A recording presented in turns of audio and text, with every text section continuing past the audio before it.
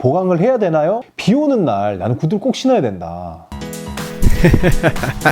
345TV 안녕하십니까. 345TV 국가공인 스타일리스트 나란남자입니다. 저희 345TV에서 댓글이 별로 안 달리고 있어요. 사실 가끔가다 악플 한두 개 그나마 달리는 댓글 중에서 구두 닦는 컨텐츠가 댓글 상위권에 랭크가 되어 있습니다. 그래서 오늘 구두에 대한 관심이 좀 많으실 것 같아서 구독자분들을 위해서 구두 관리에 대한 모든 것을 Q&A 형식으로 한번 해보도록 하겠습니다. 첫 번째, 구두를 사면 홍창, 가죽창 보강을 해야 되나요? 이런 질문이 있었습니다. 보통 이제 나오면 굉장히 아름다운 가죽창을 이렇게 돼 있거든요. 이걸 신다 보면 여기가 되게 마모가 많이 되는데, 이게 마모가 많이 되면 결국 여기 뭐 박음질 선이라든지 이런 게 떨어질 우려도 있고, 아니면 또 뭐 미끄러울 수도 있고 하기 때문에 여기다가 이제 고무창을 대는, 얇은 고무창을 대는 이런 보강 작업들을 굉장히 사실은 많이 하고 있어요. 사실 이거는 될 필요 없다입니다. 왜냐하면 가죽창으로 이제 홍창으로 만드는 것 자체가 장점이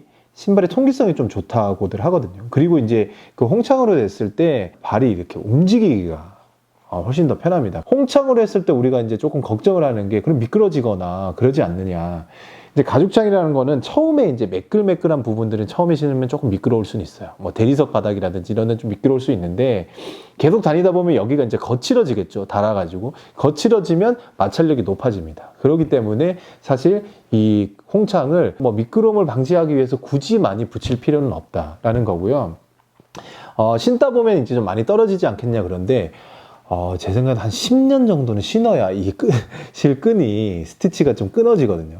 그럼 만약에 혹시나 스티치가 끊어졌다, 그럼 그때 수선을 하시면 돼요. 사실 위에 이렇게 그냥 꼬매는, 일반적인 구두방에서도 이제 꼬매는 방법을 쉽게 할 수가 있고, 전문 수선하는 곳에 갔을 때도 뭐 아웃솔을 교체를 한다든지 이런 식으로 이제 그 수선이 가능하기 때문에 홍창은 사실 그대로 쓰셔도 무방합니다.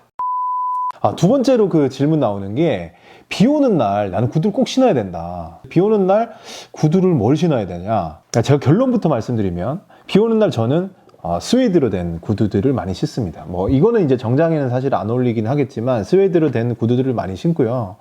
그 비 오는 날 스웨이드를 신으면 사람들이 굉장히 물어봐요. 비 오는데 어떻게 스웨이드를 신냐라는 말씀을 많이 하세요. 근데 그거에 대한 오해를 제가 한번 풀어드릴게요. 비 오는 날 일반적인 레더, 이런 칼프 레더나 뭐 그런 레더들을 많이 씁니다. 왜냐하면 우리가 이제 군대에서 예전에 전투화 신으면, 비 오는 날 전투화 신죠. 말필 구두약 쫙 발라 놓으면 방수가 되잖아요. 그 개념으로 가죽은 약간 방수가 되기 때문에 비 오는 날 차라리 신는 게 낫지 않느냐고 생각하시는 분들이 많은데, 근데 제가 이제 왁스는 별로 추천을 안 드렸잖아요. 구두는 이제 살아 숨쉬고 있는 건데, 이걸 신게 되면 사실 가죽이라는 거는 물이 닿으면 변형이 굉장히 심해요. 뭐 블랙인 건 조금 낫겠지만 브라운 구두 같은 경우는 얼룩이 질 수도 있고요. 잘 못 말렸을 때는 가죽 형태가 많이 뒤틀어질 수가 있습니다. 그래서 사실 비 오는 날 구두를 신는 거는 굉장히 안 좋습니다. 저희가 구두를 안 신을 수가 없잖아요. 그런 대안으로 보면 그나마 가죽의 모양이 좀 덜 변형되고 좀 그 얼룩이 좀 덜 지는 게 사실은 스웨이드예요. 비 오는 날 망설이는 이유가, 물 한 방울 묻으면 얼룩이 되게 많이 지죠. 그렇기 때문에 이제 스웨이드 제품들을 비 오는 날 되게 꺼려 하시는 분들이 많은데, 진짜 얼룩 물이 튀지 않는, 그러니까 오염된 물이 튀지 않는 이상 물만 튀는 그 얼룩은 사실 물을 젓는다 하더라도 나중에 마르고 나면 그 얼룩들은 없어집니다. 스웨이드를 신었다 한들 우리의 바닥이 가죽인데 이걸 어떻게 합니까? 이게 가죽이 물이 젖으면 사실은 안 되겠죠. 이게 제일 취약한 부분이고요. 그렇기 때문에 스웨이드 밑에 아웃솔이 고무로 돼 있는 애들, 그러니까 아웃솔 자체가 이런 식으로 고무로 돼 있는 아웃솔을 신으시면, 스웨이드 플러스 고무 아웃솔, 러버솔 이런 것들을 조합을 한 신발들이 사실 비 오는 날에 그나마 신을 수 있는 최적의 조합이긴 하거든요. 정말 좋은 구두를 제가 샀어요. 근데 오랫동안 신고 싶은데 이거를 어떻게 수선을 계속 해나가면서 신을 수 있을까라는 고민을 좀 하시는 분들이 많죠.